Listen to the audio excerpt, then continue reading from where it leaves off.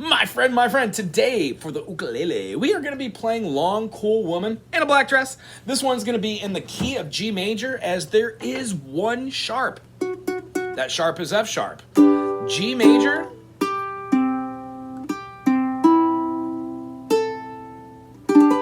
G major, A minor, then begates to a B minor. I'll move this in for you so you can actually see what I'm doing here. C majors after the B minor is the major 4.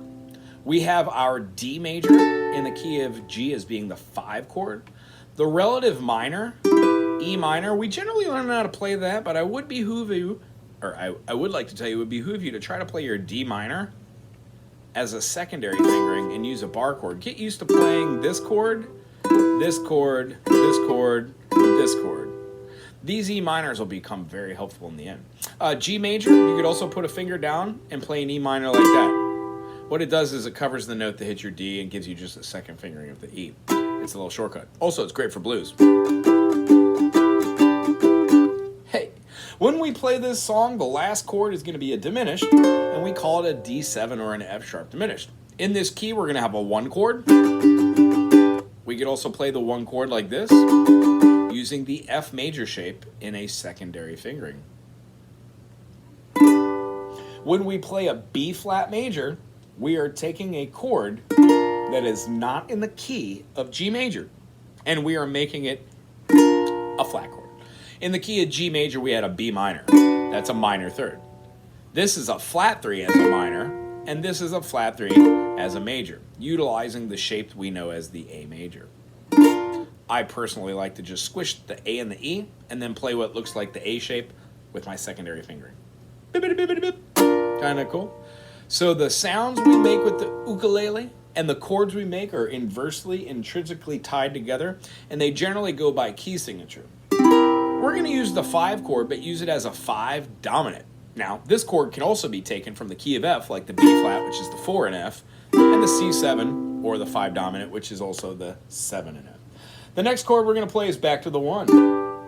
This is our chord progression going through the cadences.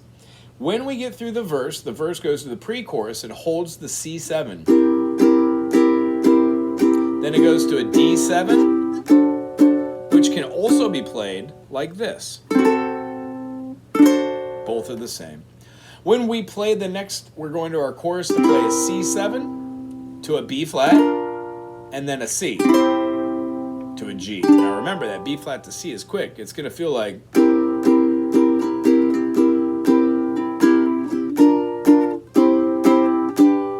Interesting. After that G, we're going to hit the dominant so we can go right back in and then play the G. And then we're going to follow the coda. Here's what it sounds like for form. If you know the song, play along, watch the fingerings. We're going to play it a little slower the first time and have some fun with it. The melody itself is a E, G, E, G, E, G, B flat. Saturday night I was downtown working for the FBI, sitting in a nest of bad men, whiskey bottles pilling high, bootlegging a boozer on the west side, full of people who are doing wrong, just calling up the DMM when I hear this woman singing a song. And a pair of 45s that made me open my eyes and made the temperature start to rise. But she was long, cool women in a breath dress with 5'9", a beautiful tail. With just one look, I was a bad mess, 'cause I and it all to the second coda. We're gonna do this all the way back to the beginning. Well, I saw her heading up on the table, oh, in a tall walking big black cap. Oh, when Charlie said, I hope you're an able boy, and I'm suddenly a boozing on back. Well, everybody started to run, jumping in and out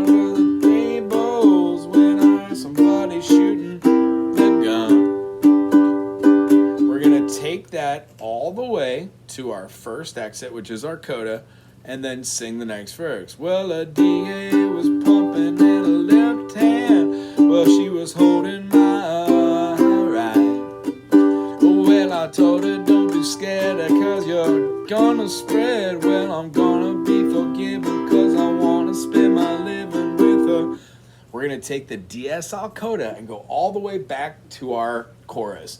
Long, cool woman in a black dress, just a 5'9", a beautiful tall. Oh, with a one good look, I was a bad mess, cause the long, cool woman had it all. This time, we're gonna take this exit and go all the way down to the last page, last measure, last bar, and then end the song. And I always like to do it. Long time ago, because we had it all. 2, 3, 4. Had it all. Had it all. Had it all. Had it all. So for this last part, I would probably just drown it out, let it fade off, or maybe do a jam. If you are at the stage where you're playing music over the top of a G major, E minor, D major, C, I'd like to show you that when you play C major, C, D, E, F, G, A, B, C, if you alter that note to have an F sharp, that works quite well. You'd have a G major or a C Lydian. That works over the top of it, but if we include the C major, C, D, E, F, G, A, B, C, that gives us the G7. Even though this song doesn't really have a G7 in it, the whole thing is based off of a dominant feel.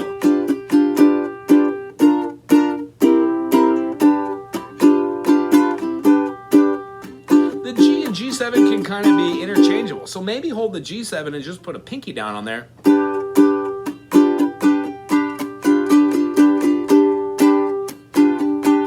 Do hammers on.